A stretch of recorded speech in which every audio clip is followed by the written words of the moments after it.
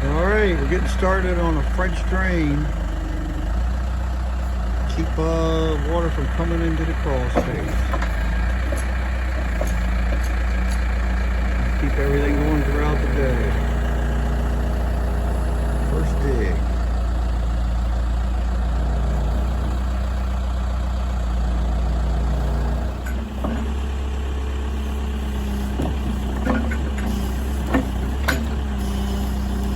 Would have taken a long time with a shovel.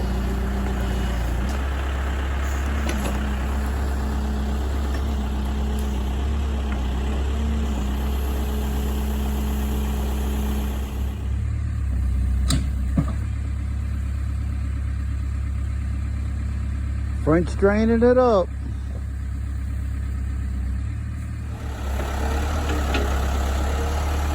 Little shady position right here. Coming around the corner.